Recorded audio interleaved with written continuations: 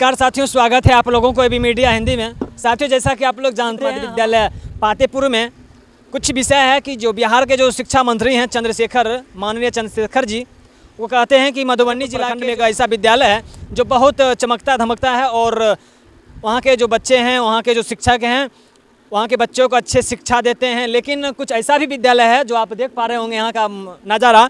हम इस विद्यालय का आप लोगों को नज़ारा बिहार के अदर जिला जो है वो अभी तक तरक्की के राह पे नहीं है। विद्यालय सुचारू रूप से चालू है या बंद है, उस पर आपका ध्यान है कि नहीं है। हम इन पे शिक्षा मंत्री जी का ध्यान आकर्षित करना चाहते हैं। तो चलिए चलते हैं, हम यहाँ के जो शिक्षक हैं उनसे वार्तालाप करेंगे और यहाँ के जो विधि व्यवस्था है वो हम आप लोगों को दिखाने का काम करें। अभी ग्राउंड रिपोर्ट आप लोगों को दिखाते हैं स्कूल से, और यहाँ शिक्षकों के सम्मान की हम बात करेंगे और शिक्षक का जो अपना अपना राय होता है वो राय हम आप लोगों को दिखाएंगे। तो सर, सबसे पहले स्वागत है आपको एबी मीडिया हिंदी में। आपका भी स्वागत है, आपके चैनल को भी स्वागत है।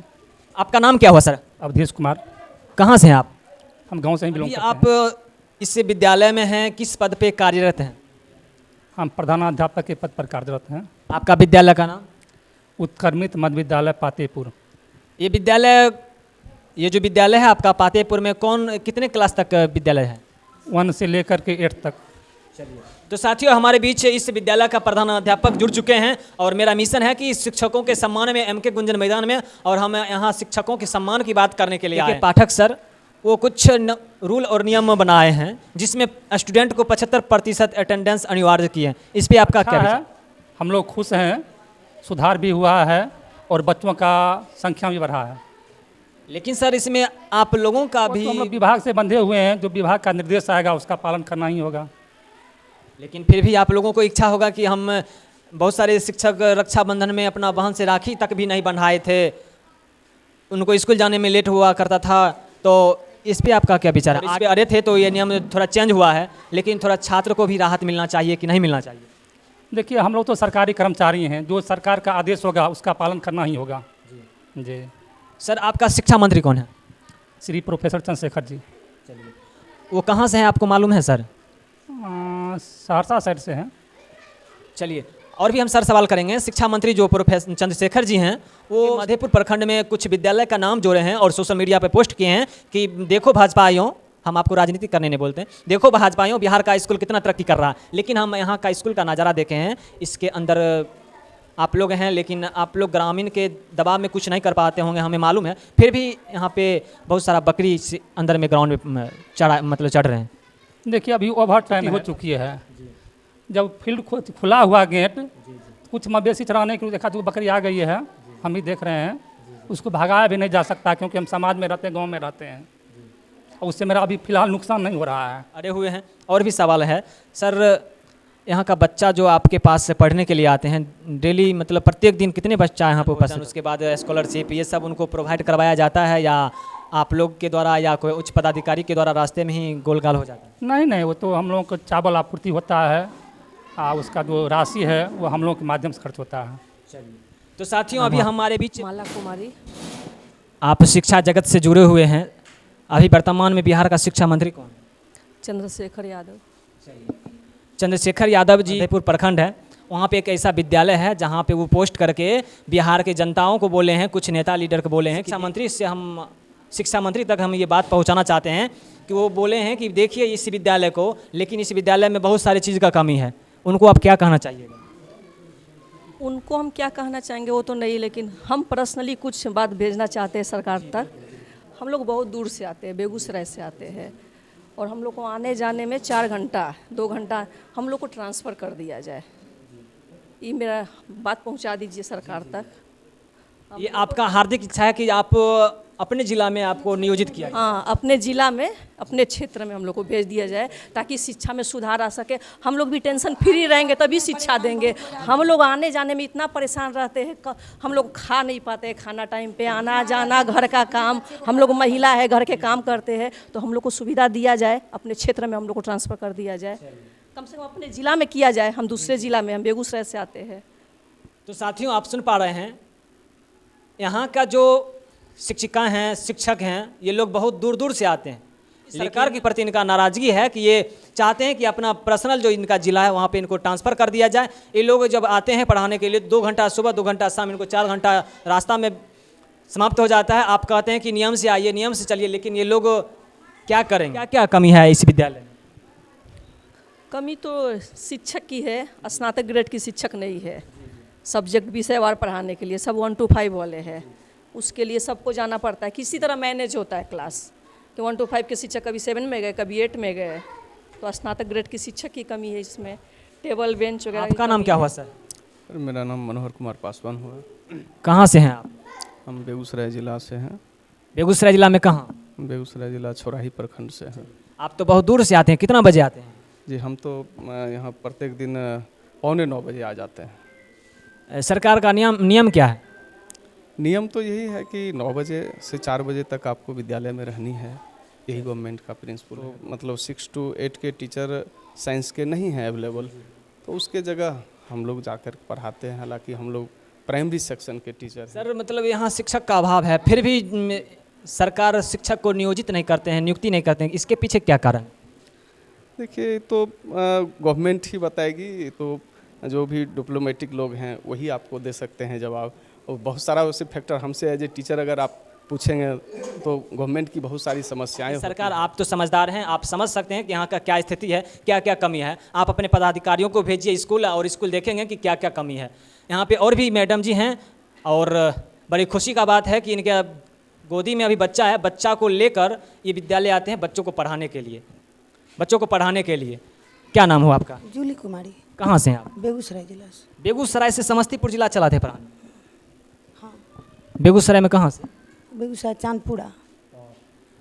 आप देख पा रहे हैं बिहार का दुर्भाग्य है। लेकिन ये जो शिक्षिका हैं, मैडम जी हैं, बच्चों के प्रति इनका इतना प्यार है, इतना प्यार है कि ये अपना बच्चों को लेकर विद्यालय आते हैं बच्चों को पढ़ाने के लिए। और अच्छे बच्चों को आप कौन सा विषय पढ़ाते हैं? 6 to 8 में इंग्लिश पढ़ाते हैं। क्या?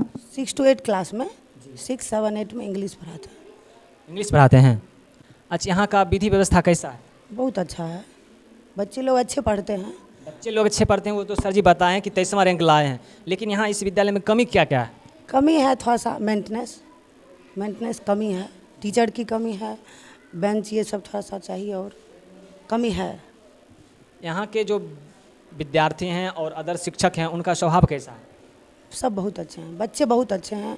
हम शिक्षकों का स्वभाव पूछे, शिक्षकों का स्वभाव कैसा है? बहुत अच्छे हैं सब सर। क्या नाम हो सर आपका? मेरा अरविंद सानी, कहाँ से हैं आप? गरपुरा। आपका हाथ कैसे टूट गया सर? ये बाइक से बीपीएससी के एग्जाम में है, दुर्घटनाग्रस्त हो गए थे। आप देख पा रहे होंगे हमारे बीच शिक्षक हैं, थोड़ा आप अपना हाथ दिखाइए। इनका हाथ में जख्म है, फिर भी ये बच्चा को शिक्षा देने के लिए अपना दर्द को सहते हुए विद्यालय में आते हैं बच्चों को शिक्षा देने के लिए, ताकि हमारा समाज का बच्चा और शिक्षित नहीं रहे। यही ना आपका सोच है? जी बिल्कुल, मेरा सोच है कि मैंने डेवलप कर सके बच्चे को। और इससे पहले यहाँ के सुदूर क्षेत्र का है, तो यहाँ से राष्ट्रीय प्रतिभा खोज में भी 23वां रैंक लाया था। बिहार में 23वां रैंक लाया था। आपका? मेरा नाम पवन कुमार है। कहाँ से हैं आप? मैं खगड़िया जिला से कोसी नदी के किनारे क्षेत्र से आता हूँ।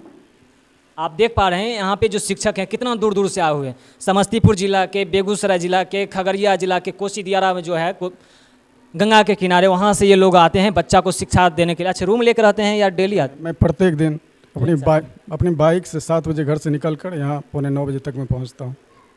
आप सुन पा रहे हैं यहाँ के जो शिक्षक हैं, क्या दुर्भाग्य है सरकार का, जो शिक्षकों का ये हाल बनाए हुए हैं।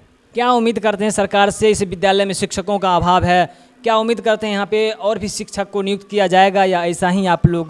जी, मेरी तो हार्दिक इच्छा है कि हमारे विद्यालय में 6 to 8 का टीचर जितना अच्छा से अच्छा हो सके संभव, और बहुत जल्द सरकार को चाहिए कि हमारी रिक्ति को भरी जा सके, ताकि बच्चों को सही शिक्षा दी जा सके। मंत्री कौन है सर? प्रोफेसर चंद्रशेखर यादव। चलिए, शिक्षा मंत्री हैं वो। पूर्व प्रखंड है, वहाँ के जो विद्यालय है, वहाँ का विद्यालय का रूपरेखा सोशल मीडिया पे पोस्ट किए हैं और बताएं कि देखो कुछ पार्टी पॉलिटिक्स का नाम मेरा विचार इस पर सबसे पहले तो पॉलिटिकल इशूज जितने भी नेता हैं उन पर तो हम जितने भी सरकारी कर्मी हुआ किसी प्रकार के रिएक्शन नहीं दे सकते। लेकिन कुछ बात ऐसी है कि किसी भी विद्यालय हो या सरकारी संस्था हो, उसको यदि आप डेवलप करना चाहें तो सिर्फ एक सरकारी स्टाफ ही उसको डेवलप नहीं कर सकते। उसके डेवलपमेंट में जितने भी समाज हो, हमारे नेतागण हो, उनकी भी सहभागिता की नितांत आवश्यकता होती है। और सरकार को चाहिए कि जिस तरह से, अगर ऐसा, मुझे तो मालूम नहीं है कि मधुपुर में इस तरह के विद्यालय के बारे में बोल रहे हैं आप, लेकिन आज से 2 दिन पहले सरकार चंद्रशेखर जी जो हैं शिक्षा मंत्री पोस्ट किए थे। यदि ऐसा प्रोफेसर चंद्रशेखर यादव शिक्षा मंत्री जी किए हैं तो मैं आशा करता हूं कि मेरे विद्यालय का भी कायाकल्प हो और बेहतर हो, हरियाली से भर जाए, मेरा बच्चा भी खुशहाल रहे। मैडम जी पीछे थे, सोचे इनसे कुछ विचार ले लेते हैं। क्या नाम हुआ मैडम जी? पूनम कुमारी। क्या नाम हुआ? पूनम कुमारी। कहाँ से हैं आप? पातेपुर से। कहाँ हैं? यहाँ पे तमाम जो छात्र एवं छात्राएँ हैं पढ़ाई में, अच्छा, आप लोग उनको कैसे पढ़ाते हैं? तभी नहीं आवाज़ ऊपर जाएगा। अगर आप लोग नहीं बोलिएगा, आप लोग मतलब एक तरह से माता के स्वरूप में बच्चों को पढ़ाते हैं, लिखाते हैं, सिखाते हैं, हर चीज़। अगर विद्यार्थी का प्रथम गुरु होते हैं माता पिता, उसके बाद जो गुरु होते हैं शिक्षक एवं शिक्षिका होते हैं। अगर आप लोग बोलिएगा तभी ये आवाज़ ऊपर जाएगा और सरकार गाँव खोलेगी और इस विद्यालय को देखेंगे पुनः। यहाँ पे शिक्षक तो उपस्थित हैं, लेकिन बहुत दुर्भाग्य की बात है कि यहाँ पे जो शिक्षक आते हैं अदर जिला से आते हैं यहाँ पे बच्चों को पढ़ाने के लिए, शिक्षा देने के लिए। और यहाँ के शिक्षकों का मांग है कि यहाँ पे जो बेंच डेस्क है उसका पूर्ति किया जाए, शिक्षकों का नियुक्ति किया जाए, और भी बहुत सारी समस्याएं बताए हैं। आप लोग इन पे क्या सोचते हैं, आप अपना विचार दे सकते हैं, और इस विद्यालय के बारे में क्या सोचते हैं विचार दे सकते हैं। लेकिन मैं खास करके बिहार के जो हसनपुर के जो विधायक हैं तेज प्रताप यादव जी, उनसे मैं आग्रह करूंगा कि साहब आप ब्लॉग बनाना छोड़कर थोड़ा इस विद्यालय पर ध्यान दीजिए। ये जो हसनपुर विधानसभा है बहुत पिछड़ा है, यहाँ के जो शिक्षक हैं बहुत दूर दूर से आते हैं, और यहाँ के जो विद्यार्थी हैं उनको बहुत सारे कठिनाइयों का सामना करना पड़ता है। बाकी धन्यवाद। मैं MK गुंजन, और अभी आप देख पा रहे थे भी मीडिया हिंदी देखते हो तो फॉलो कीजिए, यूट्यूब पर देखते हैं तो सब्सक्राइब कीजिए। धन्यवाद।